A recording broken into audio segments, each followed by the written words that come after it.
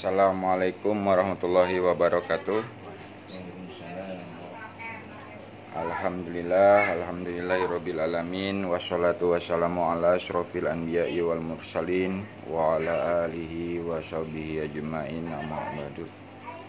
Pertama-tama saya panjatkan puji syukur kepada hadirat Allah Subhanahu wa taala yang telah memberikan nikmat iman, Islam dan ihsan kepada kita, sehingga kita masih diberikan keistiqomahan untuk kumpul di tempat ini untuk melakukan zikir nafas berjamaah dan diskusi tentang sadar Allah.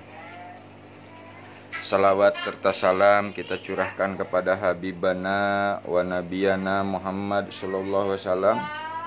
Mudah-mudahan kita ini adalah salah satu umatnya yang selalu mengikuti ajaran-ajaran beliau sampai yaumil akhir nanti. Pada kesempatan malam ini alhamdulillah sudah hadir tamu-tamu Allah yang luar biasa. Ini ada Bang siapa Bang namanya Bang? Bang Ucun ya? Ucun, yang kemarin kita habis ngobrol juga ya Bang Ucun. Nah ini ada Bang Nardi. Nah ini ada Gus Roykan, alhamdulillah. Dan ada Bang kita Bang Rudi. Nah, pada kesempatan malam ini kita diskusi memahami makna lurus kepada Allah lebih dalam lagi. Nah ternyata teman-teman, sahabat-sahabat, semakin kita belajar untuk lurus, semakin kita belajar untuk mendekat, itu godaannya semakin lama ya semakin halus. Kadang-kadang semakin gak kelihatan. Kadang-kadang dibikin seakan-akan ke Allah, padahal udah belok kepada selain Allah. Nah ini nanti kita ceritakan, kita diskusikan hal-hal apa aja sih yang seakan-akan tadi itu. Apa aja sih yang tipis itu. Nah ini makanya kita perlu pahami dulu tujuan. Tujuan itu harus jelas. Nah tujuannya kemana? Kalau tujuannya lurus ke Allah ya harus jelas. Jangan kepada selain Allah. Nah, kalau tujuannya misalkan kita mau ke Jakarta ya harus ke Jakarta. Jangan berhenti di rest area. Nah terus kadang-kadang di saat kita belajar lurus ke Allah suka dipatahkan, ya kan? Suka dibandingkan dengan di saat kita mau ke Jakarta atau mau ke Bandung itu nggak bisa lurus, harus ada belokannya. Nah ini lurus ke Allah tidak sama dengan lurus ke Bandung atau lurus ke Jakarta. Nah ini kita di sini itu tujuan di saat kita belajar bertauhid harus lurus ke Allah, harus karena Allah. Sekarang kalau datang ke sini bukan karena Allah pasti kecewa. Apalagi kalau tujuannya bukan Allah pasti kecewa. Ya kan? Pasti kecewa. Karena apa? Kalau nggak sesuai dengan tujuan. Contoh misalkan gini, tujuan datang ke sini karena ilmu, pasti kecewa karena yang didatangin bukan orang berilmu. Nah gitu loh maksudnya. Tapi kalau kesininya karena Allah, lillah karena Allah, silaturahmi karena Allah, insya Allah nanti dikasih ilmu oleh Allah. Di saat kita diskusi gini tuh ya Allah tuh kadang-kadang ngasih ilham-ilham kan? Pengetahuan, pemahaman yang baru.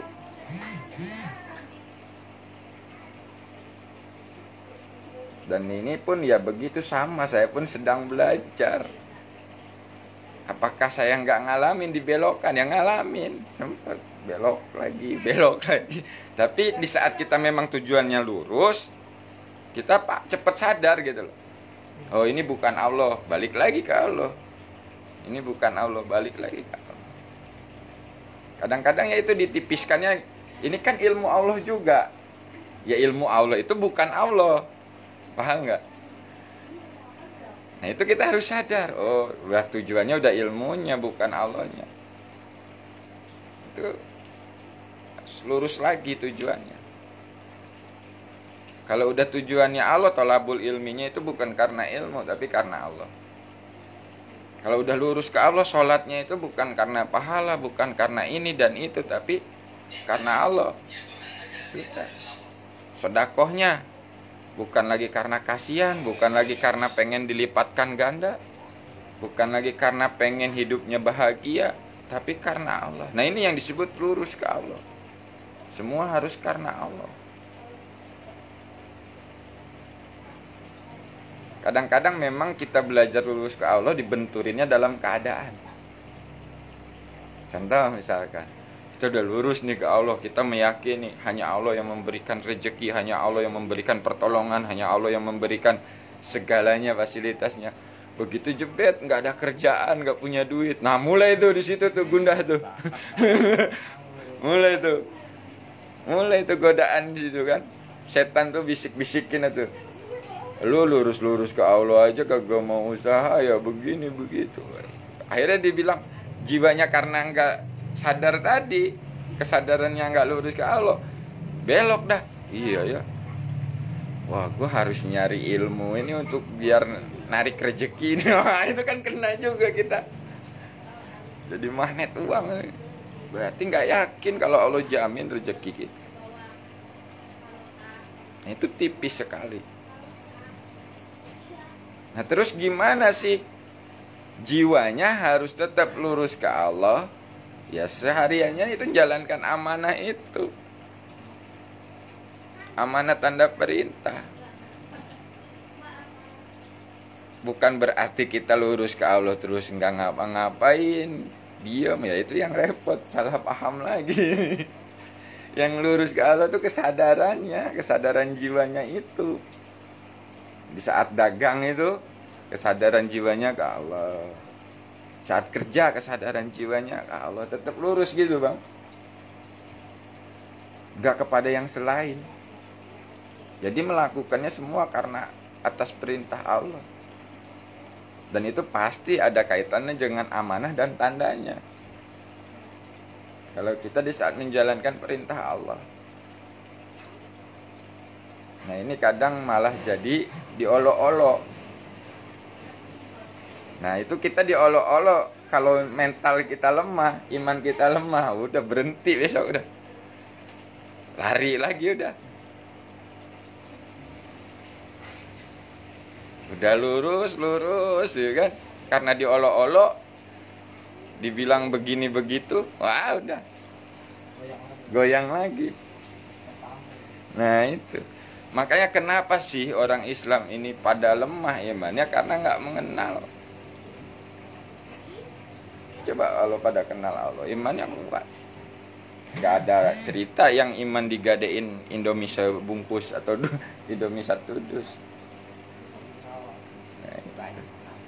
Ya karena gini bang, kalau jiwa kita sudah sadar Allah, menyadari Allah yang maha segalanya, Allah yang memberi rezeki, Allah yang memberi pertolongan, Allah yang membeli segalanya, dalam keadaan apapun itu ya aman sebenarnya.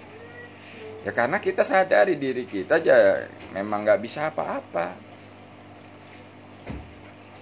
Cuman kan selama ini kita ngaku bisa, ngaku mampu. Memang Ustaz, orang lebih banyak cinta sama Allah tapi cinta juga saya juga sama Tauhid. Kan kayak guru saya dulu Abu Bakar Basir bilang begitu, ya kan, lihat orang sholat ngaji tapi cinta juga sama Tauhid, dekat sama Tauhid, malah lebih dekat Tauhid daripada Allah. Nah itu. Waalaikumsalam warahmatullahi. Masuk.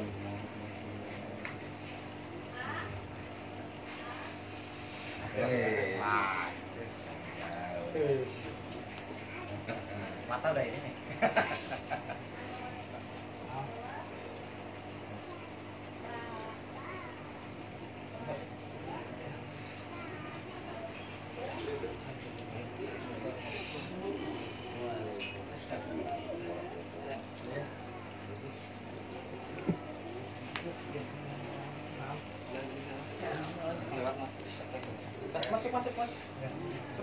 Iya. Silakan minum kopi dulu. Gimana, Bah? Masih sakit aja? Sakit, aduh. Aduh, Gusti, ampun.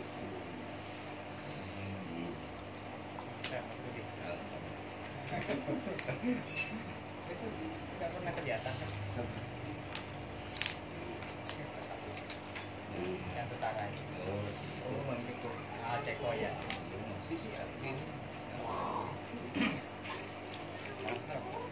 Silakan bikin kopi. Kan. Alhamdulillah nih. Wah, ini tambah banyak. Alhamdulillah. Siapa, Pak? Jenengan namanya? Hasbullah. Pak Hasbullah. Sebelahnya? Mas Sarani. Maradi. Ini? Wah, Ahmad. Ada Ibu ya. Nah, ini ada Pak siapa, Pak? Bapak namanya? Sadili. Pak Sadili. Alhamdulillah jauh dari Cianjur ini. Masya Allah. Salah. Tengah-tengah, Pak. Nah, ini ada Mas Maimun. Kenapa Cianjurnya? Kecamatan Tanggung. Oh, Tanggung. Enggak, saya pernah di KTP dulu kerjanya di sekarang ini KTP itu yang motor KTP elektronik KTP. Ini kita lanjutin dikit lagi ya. Kita sama-sama aja belajar ini apa ya. Jadi bukan ngajarin, ini sama-sama belajar. Nah, ini tadi kita ngobrol tentang memperdalam, memahami lurus kepada Allah. Jadi memang kadang sering kita tuh tertipu, terjebak dengan yang selain Allah. Dan ini mindset ini udah terbiasa dari dulu sampai sekarang. Kita itu diiming-imingi dalam ibadah itu ya karena sesuatu, bukan karena Allah. Masih karena sesuatu. Kita ngamalkan sholawat karena ingin rezeki lancar. Sholat duha ingin rezeki lancar. Sholat tahajud ingin beres masalah. Sholat hajat pengen tercapai hajatnya. Nah, ini yang harus kita pahami. Kalau semua itu masih karena bukan selain Allah, disitulah kesesatan yang nyata. Memang baik, bagus perbuatannya, ibadah. Tapi di saat ibadahnya bukan karena Allah, disitulah kita terjebak. Terjebak dengan kepada selain Allah. Nah, ini alhamdulillah kedatangan ayah Abah nih. Lagi merasakan, menikmati rasa sakit ya, Bah? Insya Allah. Si panas lagi, nah, sembuh lah, Bah. Iya, dibawa ngaji mah sembuh, Bah, insya Allah ya. Insya Allah. Silaturahmi karena Allah ya. Insya Allah. Memang dalam proses kita menuju kembali ke Allah, sadar Allah ini macam-macam. Cara Allah itu memberikan pembelajaran dalam hidup kita. Ada yang sombong kepada Allah dengan hartanya, akhirnya apa? Ambil dah tuh. Nah, sudah diambil baru sadar. Kan gitu ya. Ada yang sombong dengan keilmuannya, dengan kegagahannya, dengan wah segala macam kekuatannya, kuat dikadek, kuat dipukul. Begitu kasih setruk kan gitu, Bang ya. Baru kita sadar, lah kagak bisa apa-apa. Nah, itu cara-cara Allah menyadarkan kita. Memang terkadang menurut kita buruk, padahal itulah yang terbaik. Yang terbaik agar kita kembali kepada Allah. Minta tolong kemana-mana, ya kan? Nggak ada hasilnya, nggak ada perubahannya. Kecewa nggak kira-kira? Kecewa kan diri kita. Ini udah ikhtiar, udah doa, pukul terus di dalam, akhirnya bukan menjadinya selesai masalah. Nah, tambah. Nah, disinilah kembali lagi kita berserah kepada Allah, lurus lagi kepada Allah. Kalau di saat kita sudah jiwanya lurus, menyadari Allah dalam segala aktivitas dan dalam kondisi apapun, di saat nggak mampu, dimampukan. Di saat berat, diringankan. Di saat nggak tahu, diberitahu. Itulah. Cuman kadang-kadang kita kan suka merasa tahu, merasa mampu, merasa hebat, sehingga melupakan Allah yang maha segalanya. Mungkin kemarin ada sedikit proses yang luar biasa yang membuat akhirnya ya saya juga tersadar. Kejadian-kejadian yang di luar nalar pikiran saya, tapi terjadi. Nah itulah pertolongan-pertolongan Allah yang nyata yang saya saksikan. Menurut akal pikir saya nggak mungkin. Tapi begitu berserah, sadar kepada Allah yang maha menolong, ternyata ya di situ menyaksikan. Dengan kebesaran Allah, dengan kemahaan Allah, pertolongan itu datang. Nah, kadang juga kita terjebak dengan metode. Contoh, di Padepokan itu kan diajarkan harus amanah tanda perintah. Kalau orang yang menjalankan amanah tanda perintah dalam kehidupannya, otomatis bejo. Nah ini kalau kita nggak pakai kesadaran, terjebak dengan itu.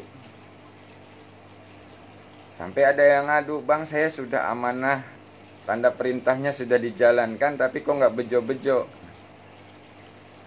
Berarti amanah tanda perintahnya bukan karena Allah, tapi karena ingin bejo. Begitu nggak bejo, nggak berhasil, nggak sukses, kecewa. Ada juga yang terjebak di Padepokan diajarkan sikap 3T, tasbih, tahmid, takbir, terima, bersyukur, dan yakin kepada Allah. Begitu ngejalaninnya karena pengen bebas masalah, akhirnya nggak bebas-bebas dari masalah. Padahal udah dilakukan 3T-nya bang. Nah, lakukan 3T-nya karena apa? Ya karena pengen bebas masalah. Nah itu tipis. Tapi lakukan 3T-nya itu harus karena Allah, lillah kita. Kalau nerimanya karena Allah, bersyukurnya karena Allah, yakinnya karena Allah, beres masalahnya. Kita masalah ini berat banget nih. Udah tahu nggak mampu nih. Nggak mampu ngatasinnya, maksain, akhirnya jadi beban kan? Beban. Tapi kalau kita sadari yang ngasih masalah Allah, yang bisa menyelesaikan Allah, ya sudah diterima, terima dulu, sehingga tanpa ada keluh kesah. Nah, di saat kita sudah menerima, lalu kita lanjutkan bersyukur kepada Allah dalam keadaan apapun, di situ ilham-ilhamnya itu turun, petunjuk-petunjuknya itu turun. Sehingga di saat kita melakukan apa yang diperintahkan, disitulah keajaiban Allah, kebesaran Allah, kekuasaan Allah. Tiba-tiba selesai masalah.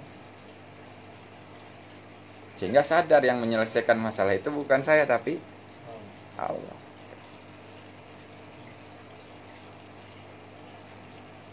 Jadi gitu ya. Jebakan-jebakan yang sangat halus itu kita kadang-kadang dibelokkan lagi ke amalan. Ini belajar lurus nih ke Allah, tapi nggak dapat apa-apa. Tapi kok lurus ke Allah tambah susah. Nah, akhirnya suruh ngamalin ini biar begini, suruh ngamalin ini biar begini, dengan alasan ini ilmu Allah juga. Nah, ini mulai nih dibelokkan secara halus. Padahal kalau mau mengamalkan sesuatu harus karena Allah, jangan karena sesuatu lagi. Baca surat dinar biar dagangannya lancar, banyak yang beli. Nah itu kan udah bukan karena Allah, baca surat dinarnya. Jadi kalau baca surat dinarnya lillah sudah. Diamalkan karena Allah, dibaca karena Allah, sudah. Nggak ada harapan-harapan dan itu akan otomatis sebenarnya. Baca sholawat kamilah sekian ratus kali. Karena apa? Karena hidup saya susah nih. Ya sudah. Kalau karena baca sholawat kamilahnya karena pengen senang, di situ akhirnya malah jadi masalah. Kesesatan yang nyata kita. Tapi kalau di saat baca sholawat kamilahnya karena Allah, lillah, dengan kesadarannya lurus ke Allah, membaca sholawatnya, nah di situ akan menjadi nilai ibadah di hadapan Allah. Di saat melayani anak, istri, kalau lillah karena Allah jadi ibadah. Saat kita kerja sebagai pegawai, ya sebagai pegawainya itu lillah karena Allah, bukan karena bosnya, bukan karena yang lain. Jadi ibadah. Dagang karena Allah, lillah, jadi ibadah dagangnya. Duduk begini, ngobrol begini karena Allah, jadi ibadah di hadapan Allah. Makanya ada cerita para wali dulu tidurnya aja ibadah. Nah itu karena Allah dia melakukannya semua. Kadang-kadang kita tidur tuh karena ngantuk, bukan karena Allah. Sampean tidur kan karena apa mas? Karena ngantuk. Dia jadi nilai ibadah. Tidur karena Allah, makan karena Allah, minum karena Allah, sehingga jadi nilai ibadah. Itulah yang disebut makna lurus ke Allah. Jangan belok-belok. Kalau masih mau belok-belok, ya ribet lagi. Gimana, ada tambahan? Baik Ustadz? Nggak ada. Baru dia ada mau nambahin? Gus Rekan? Nanti ada yang mau nambahin Pak?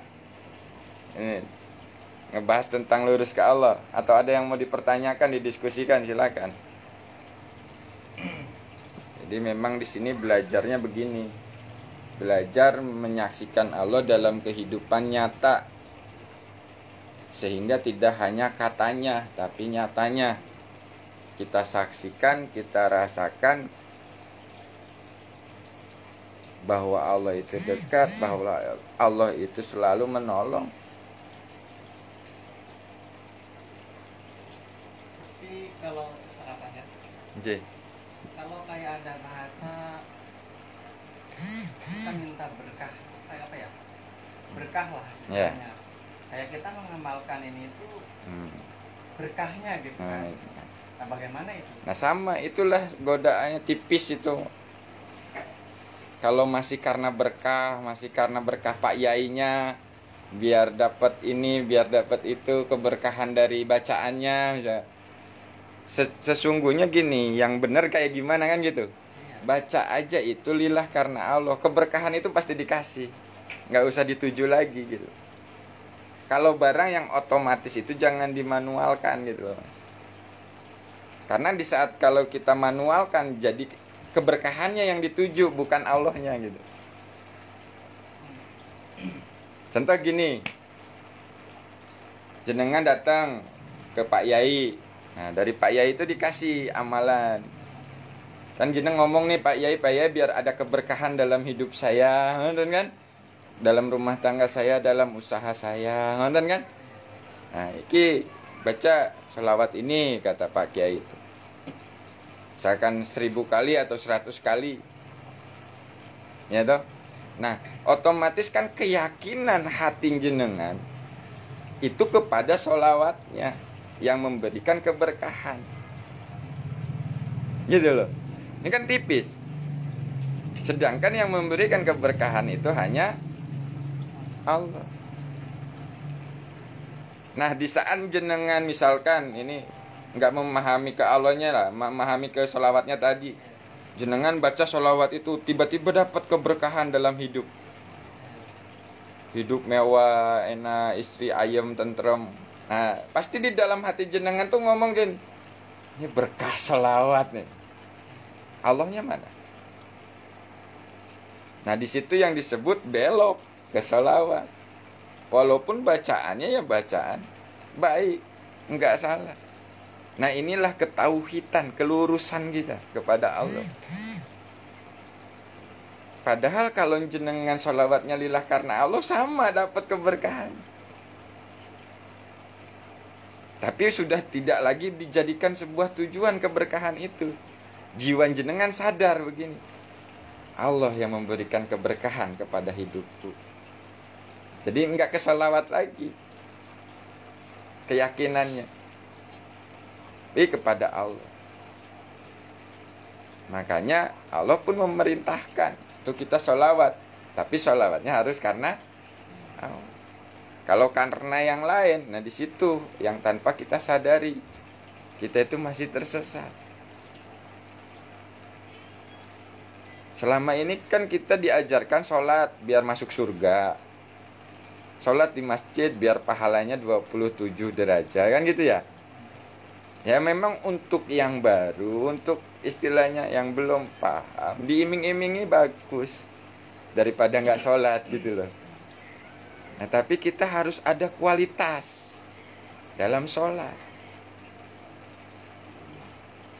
Kita harus naikkan kualitas kita, ibadah kita itu karena Allah, lillah, nggak ada pamrih.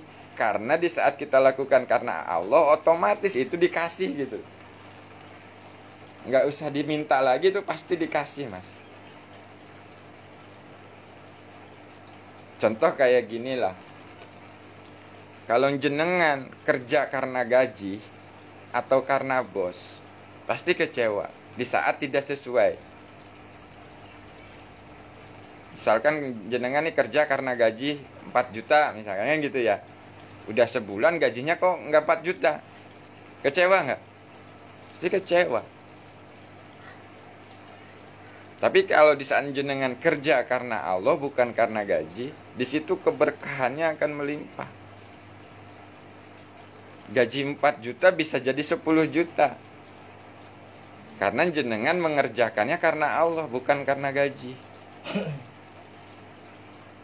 Nah, di saat kalau kita kerja karena gaji, keyakinan kita punya uang itu karena kita yang kerja.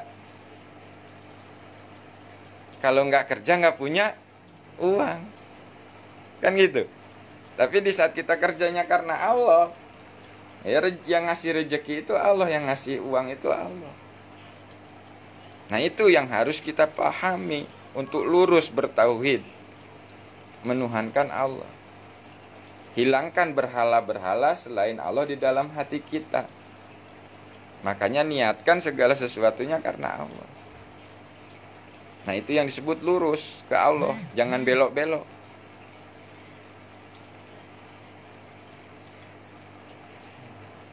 Kalau masih belok ya itu akhirnya goncang lagi.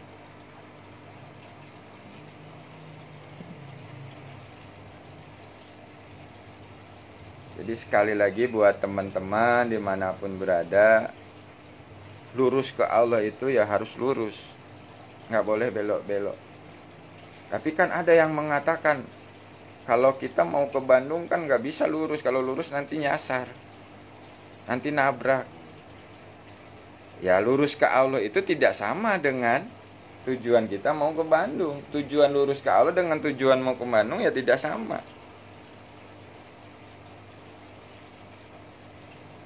Kalau tujuan lurus ke Allah itu ya memang harus lurus. Harus hanya Allah. Jangan dicampur dengan selain Allah.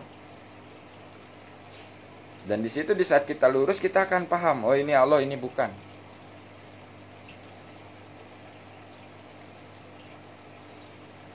Karena banyak yang terjebak dengan tipu daya iblis dan setan, itu sangat halus. Kalau setan masih bisa lah terlihat kasar dia, ngebisikinnya ke yang negatif aja, perbuatan dosa aja. Tapi kalau iblis ini seakan-akan benar, tapi menjerumuskan. Contoh misalkan, di saat kita mau sedekah, harus kan lurus karena Allah ya, lillah karena Allah sedekahnya. Iblis bisikin, tambahin lagi biar lu agak terpandang dikit di masyarakat, kan gitu. Nah akhirnya sedekahnya itu bukan karena Allah, karena ingin dipandang di masyarakat. Nah iblis kan pinter, seakan-akan benar yang dilakukannya sedekah, tapi akhirnya terjebak, terjerumus kita. Bukan karena Allah, tapi karena pengen terpandang. Emang orang mulai ya tiap tahun ya. Nah, makanya di sini kita sama-sama belajar menggunakan kesadaran jiwa kita menyadari Allah, sehingga selalu sadar Allah dalam segala aktivitas. Nah, kalau kita selalu sadar Allah dalam segala aktivitas, menjalankan kehidupan ini nggak ada beban.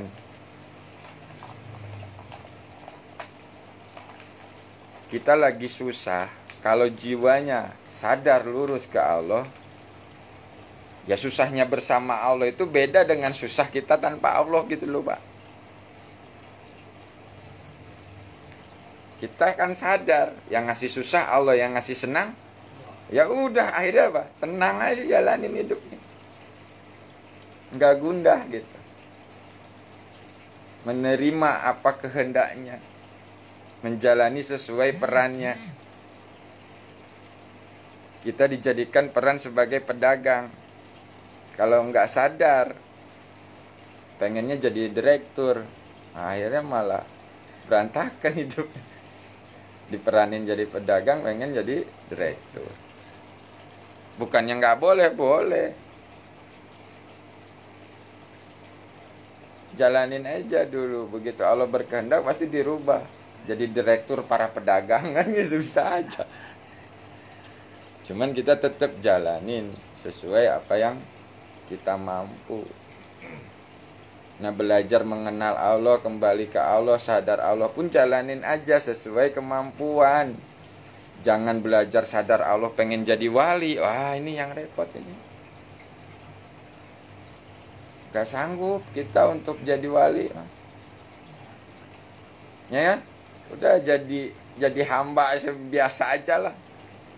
Jadi manusia biasa saja yang selalu sadar kepada Tuhannya. Gak perlu makom-makom itu lah. Untuk apa? Malah jadi beban berat nanti kan. Kita menjalanin semampunya kita, bisanya begini, begini.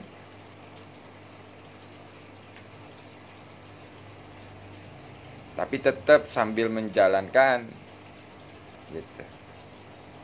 Ya, terserah Allah nanti, kalau Allah berkehendak dijadikan wali ya jadi wali. Kalau enggak ya udah, enggak apa-apa. Kan gitu. Karena sesungguhnya di saat jiwa kita aktif sadar Allah, itulah harta yang tak ternilai dengan uang. Karena ketenangan jiwanya itu. Orang kaya banyak duit, pengen tenang jiwanya itu harus ngeluarin mahal. Kayak pergi ke jauh-jauh tempat tenang ya kan. Yang dari luar negeri sampai ke Bali, tempat-tempat sepi, dia diem di situ. Nah, biar tenang. Ya kan?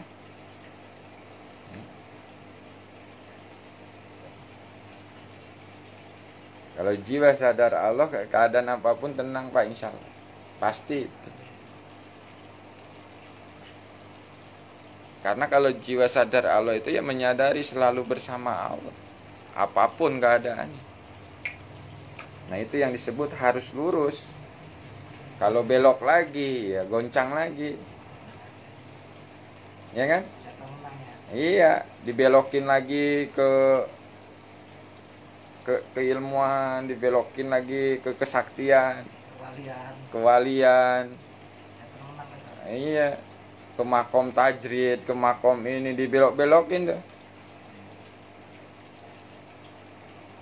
Jadi bukan karena Allah lagi tujuannya, karena makom tajrid. Makanya Pak Pur waktu itu kan ditanya, Pak Pur gimana caranya ngelunasin utang? Ya dibayar. Pengen lunas utang suruh zikir ya repot, Pak. Zikir bukan buat ngelunasin utang. Dibayar lah utang. Aman. Nggak ada isapan lagi. Jangan sampai-sampai kita itu zikir itu karena pengen bebas utang. Pengen ini, pengen itu. Nah itu. Akhirnya tambah utang ya. Nah itu. Tambah utang. Zikir itu harus amaliyah yang kita lakukan lillah agar menjadi ibadah. Banyak orang-orang yang zikir kesurupan ya karena tujuannya bukan ke Allah. Ya kan? Zikir biar dapat khodam, zikir biar dapat kekuatan tenaga dalam. Wah, wis. Balan. Iya, jaga kebalan ya. Lain lagi dengan doa berarti kayak doa pengen cepat lunas utang. Ya. Ya doa ya beda lagi. Ya kayak kita ngamal gimana ya? Gimana? Iya kayak begitu, kita ngamalkan pengen Nah. kayak tadi nyambung yang tadi Nah, mengamalkan doa pengen cepat hutang. letak lunas utang ya. Hutang. Oh, jadi gini. Dan alhamdulillah gitu Ya. lunas kayak gitu. Ya doa ini padilahnya gitu kan? Iya. Kita. Bisa cepat melunaskan hutang. Terus jenengan amalkan. Iya.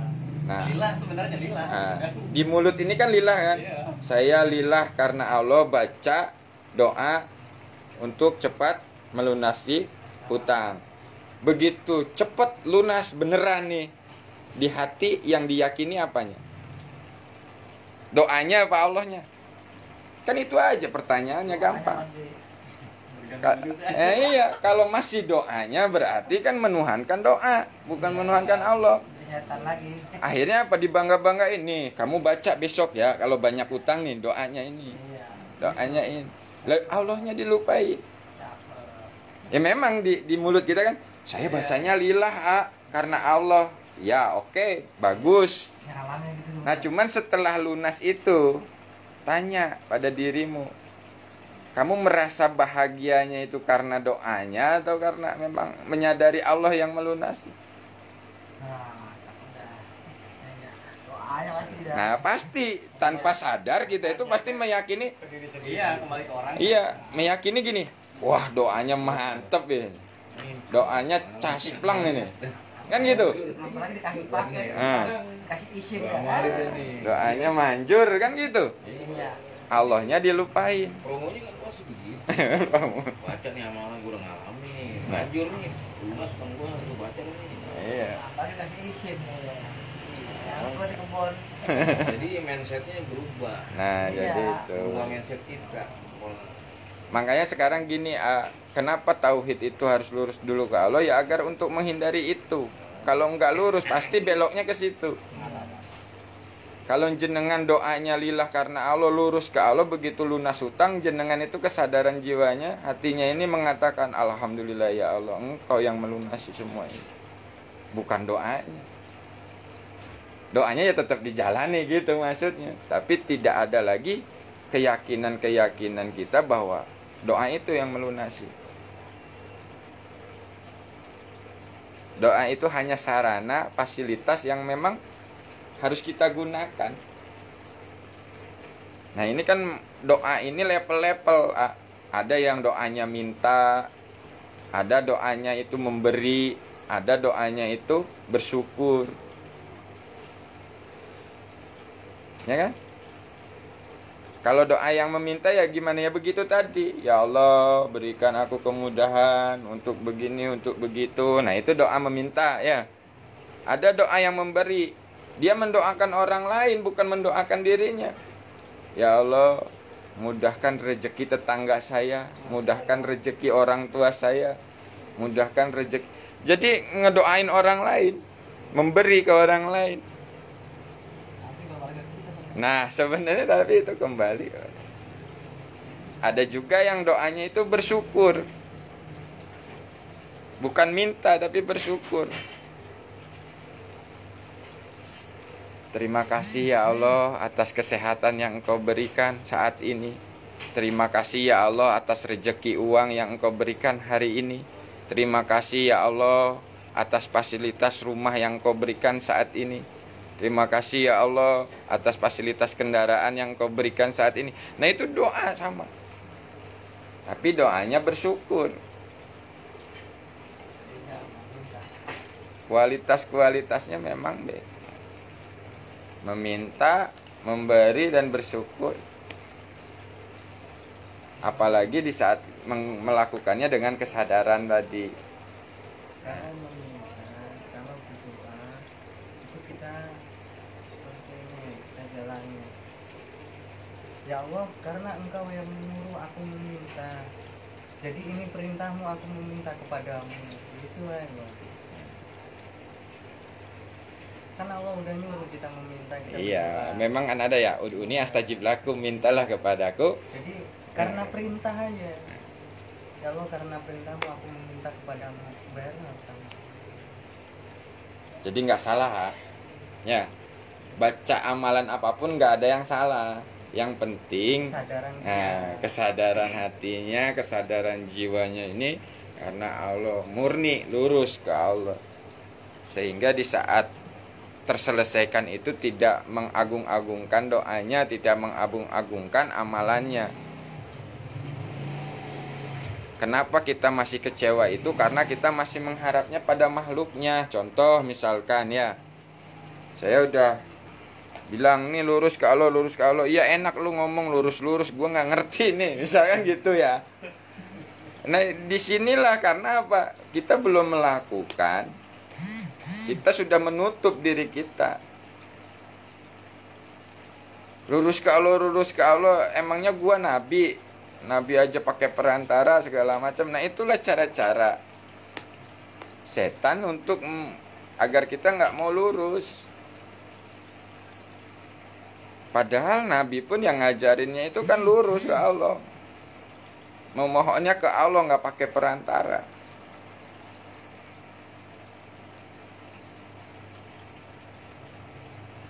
Coba di saat kalau kita dengar cerita-cerita para nabi itu, kalau nggak bisa komunikasi dengan Allah, dengan siapa?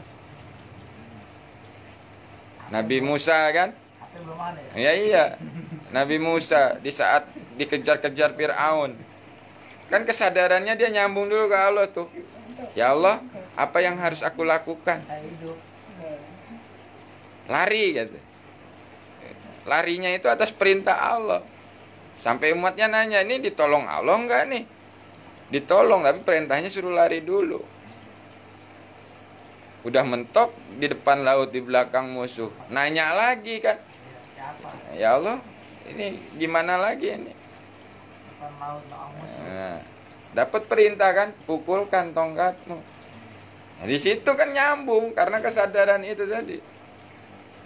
Online ya. Nah, jadi semua makhluk ciptaannya ada hak yang sama untuk berhubungan langsung dengan Tuhannya.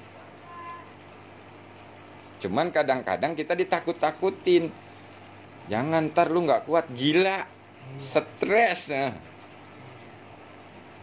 Lah ya tujuannya begitu, gimana? Jadi nganggap Allah itu barang yang nyusahin gitu. Padahal ya kalau udah lurus mah ya nggak bakalan. Kalau benar-benar lurus, kalau nggak bakalan gila, nggak bakalan stres. Tetap jadi manusia biasa yang menjalani kehidupan sesuai dengan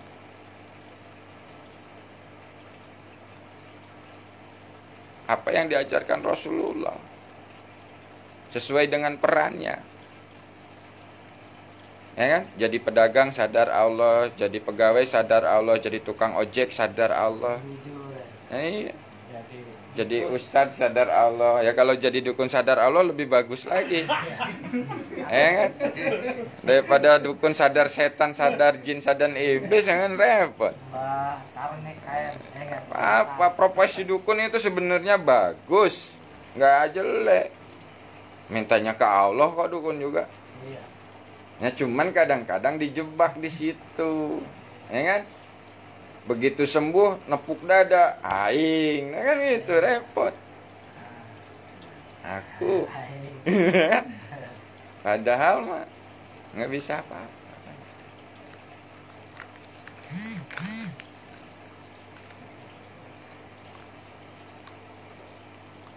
Jadi intinya bukan berarti kita berserah ke Allah, lurus ke Allah tuh nggak ngapa-ngapain, nggak. Yang berserah, yang lurus itu kesadaran jiwanya saja. Aktivitasnya ya seperti biasa, amaliyahnya ya seperti biasa.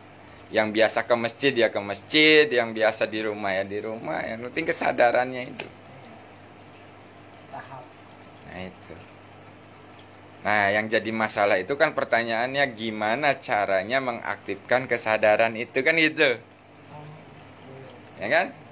Ya cara mengaktifkannya di sini udah ada metodenya namanya zikir napas sadar Allah. Zikir yang melalui napas ini. Kita latih hati kita ini selalu berzikir kepada Allah mengikuti napas keluar masuk sehingga kesadarannya tetap sadar Allah. Jiwa ini kan sadar, tapi sadarnya sadar apa nih? Ya kan? Sadar nyusu bisa, sadar ngopi bisa, sadar minum bisa kan gitu. Alangkah baiknya di saat minum kita sadar Allah. Di saat ngopi sadar, di saat makan sadar. Nah itu. Lurus ke Allah tuh begitu maksudnya. Bukan lurus ke Allah belok kayak jalan ke Bandung, bukan. Kesadarannya ini. Ini bah sama-sama diproses nih bah. Ini sebelah kiri, sebelah kanan bang, sebelah kiri. Lagi diambil nikmat kaki tangannya. Abah masih diambil ini nikmat cangkeng bah. Gimana ini keadaannya masih panas apa gimana? Panas, Coba cerita dulu. Panas aja sakit. Nah ini abah kepala sakit. Kemarin mah udah ketawa-tawa ya pulang deh. Sekarang mah sakit lagi.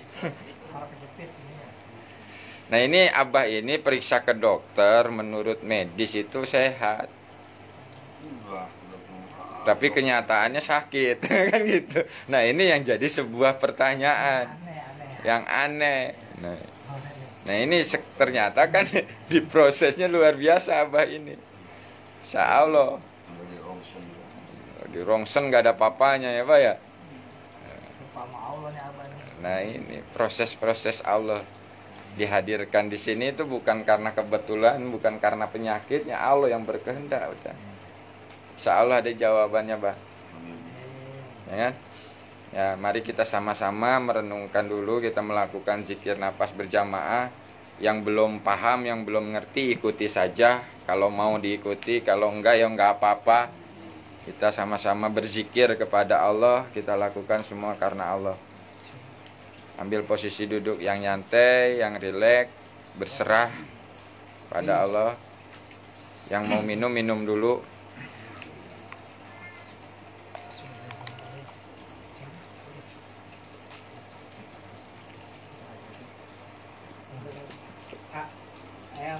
Ya silakan. Mau lah. Loh. Ya memang kalau habis diambil.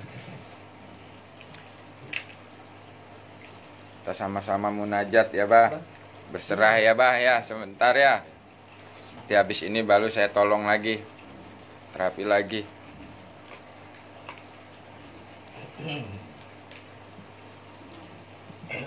A'udzubillahi minasyaitonirrajim. Bismillahirrahmanirrahim. Sebelum kita melakukan zikir napas, sadar Allah, kita sama-sama berserah dulu kepada Allah. Kita serahkan semua yang kita akui milik diri kita itu, kita serahkan dulu. Nah ini yang maknanya innalillahi wa inna ilaihi raji'un. Asal dari Allah, kita kembalikan dulu ke Allah. Ya nanti simpan aja dulu. Bismillah ya. Bismillahirrahmanirrahim. Ya Allah, kuserahkan jiwa dan ragaku ini ya Allah. Ya Allah, kuserahkan segala permasalahan dalam hidupku ini ya Allah. Ya Allah, kuserahkan segala penyakit yang ada di dalam jiwa dan ragaku ini. Ya Allah, kuserahkan segala harta-hartaku ini ya Allah. Ya Allah, kuserahkan semua ilmu-ilmuku ini ya Allah. Ya Allah, kuserahkan semua guru-guruku ini ya Allah. Sampai benar-benar tidak ada lagi rasa memiliki dalam hati. Kita serahkan semua kepada Allah. Sampai hati kita ini benar-benar kosong. Tidak ada lagi rasa memiliki. Dan jiwa kita ini menyadari tidak bisa apa-apa, tidak punya apa-apa, tidak tahu apa-apa di hadapan Allah. Berserah total kepada Allah. Lalu kita hadirkan Allah dalam hati kita dengan menyebut asmanya, dengan menyebut namanya. Ya Allah, Ya Allah, Ya Allah.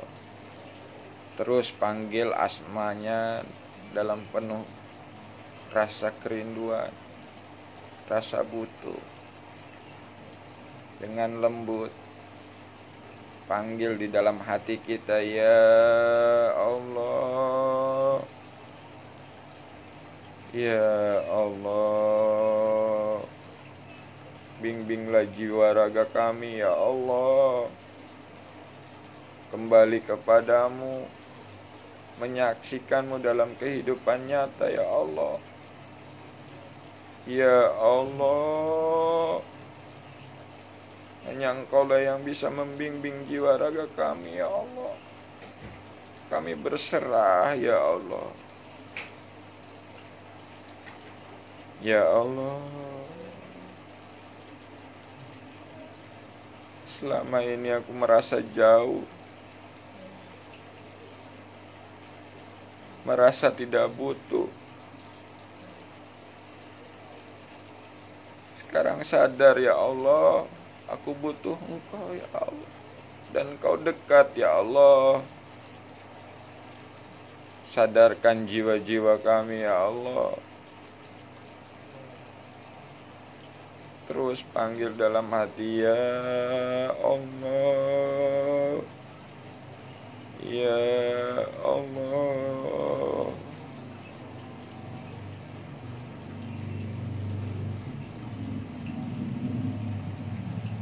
Ya Allah,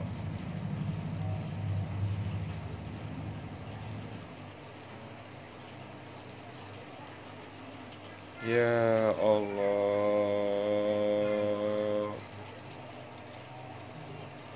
Tandanya Allah hadir di dalam hati kita di saat kita menyebut asmanya, bergetarlah hati kita.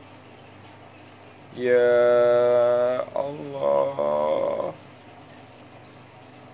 ya Allah, ya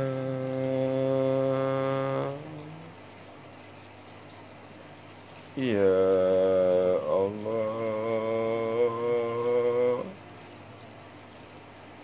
ya Allah, ya Allah.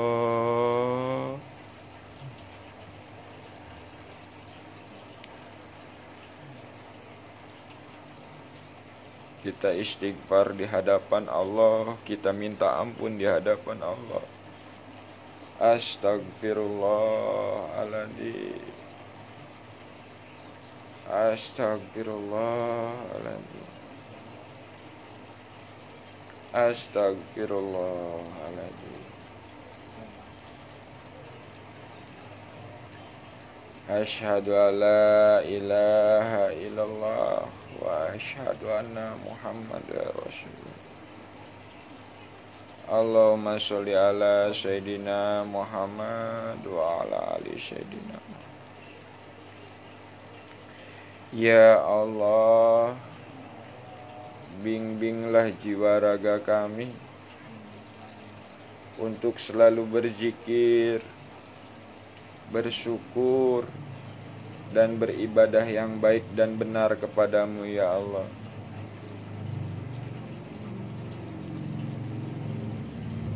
La haula wala quwata illa billah.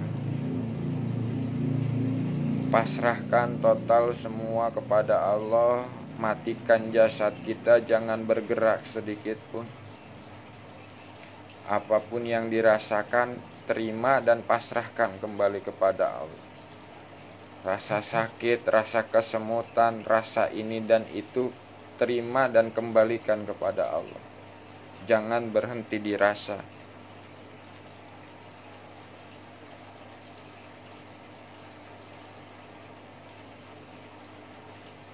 Kita sadari dulu jasad kita. Kita sadari pikiran kita. Kita sadari perasaan kita. Kita sadari napas kita keluar masuk melalui hidung. Jangan diatur, biarkan dengan sendirinya.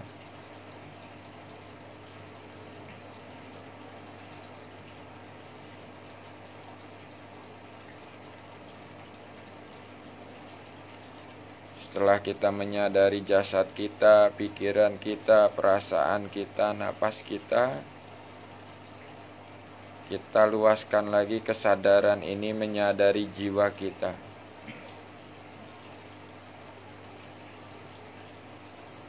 Kita sadari jiwa kita. Jiwa kita inilah yang menyaksikan pikiran, jiwa kita lah yang menyaksikan napas, jiwa kita lah yang menyaksikan perasaan.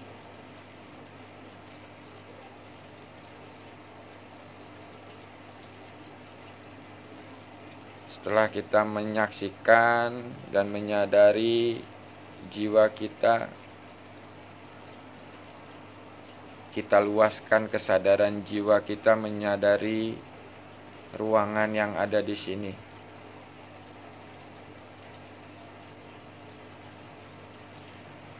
Kita luaskan lagi kesadarannya menyadari di luar ruangan ini. Menyadari langit, menyadari bintang-bintang, menyadari galaksi-galaksi.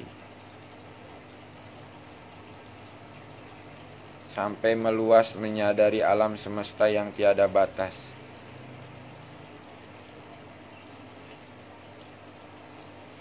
Setelah kesadaran kita menyadari alam semesta yang tiada batas, kita naikkan lagi kesadaran kita menyadari Allah di sebalik alam semesta. Allahnya yang mana? Laisa kamislihi syai'un. Tidak bisa diserupakan dengan apapun. Dudukan saja kesadaran jiwanya menyadari Allah di sebalik alam semesta.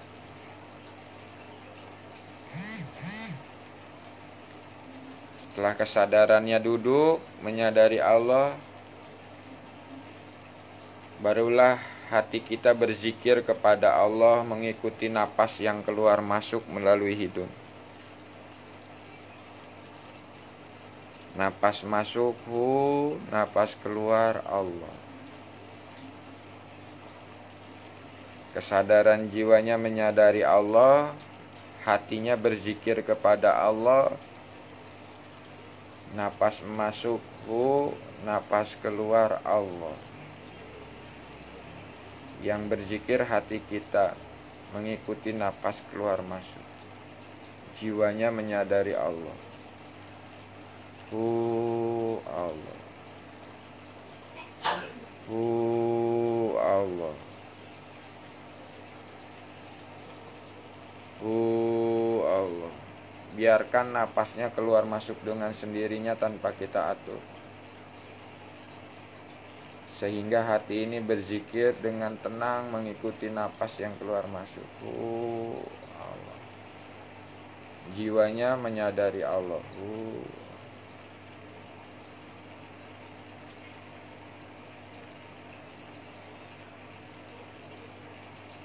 Kita naikkan lagi kesadaran jiwanya. Di saat hati kita zikirhu, kesadaran jiwanya semakin mendekat kepada Allah. Di saat hati kita zikir Allah, kesadaran jiwanya semakin berserah di hadapan Allah.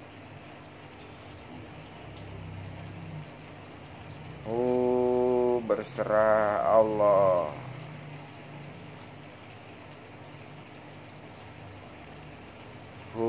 Mendekat Allah berserah.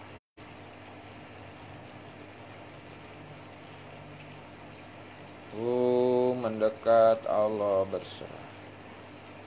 Di saat hati kita zikirhu, kesadarannya semakin mendekat.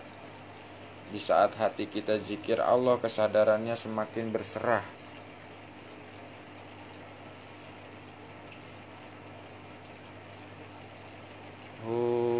Mendekat Allah berserah.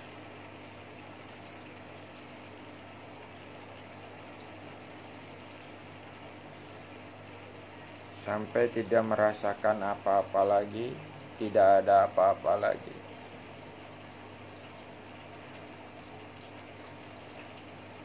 Masuk wilayah fana.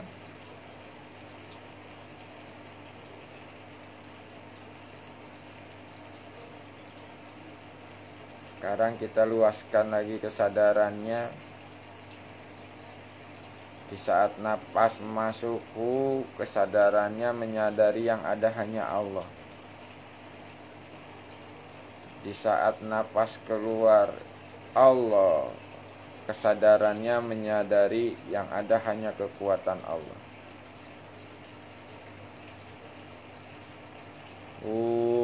Yang ada hanya Allah. Allah, yang ada hanya kekuatan Allah.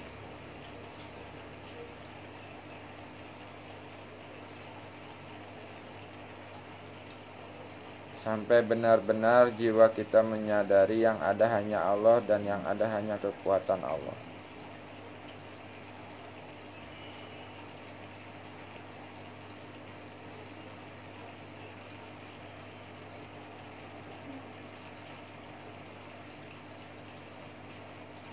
Setelah jiwa kita benar-benar menyadari yang ada hanya kekuatan Allah, masuklah ke dalam kekuatan Allah, Sibghatullah. Kesadaran jiwa kita masuk ke dalam celupan Allah.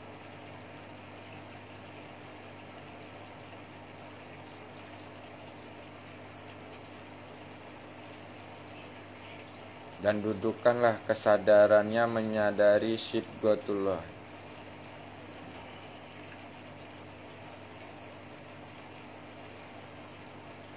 Sehingga kondisi Sibghatullah ini kita bisa aplikasikan untuk menjalankan 3T dan ATP dalam kehidupan sehari-hari.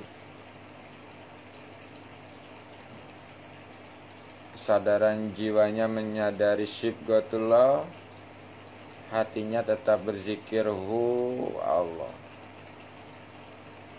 Allah.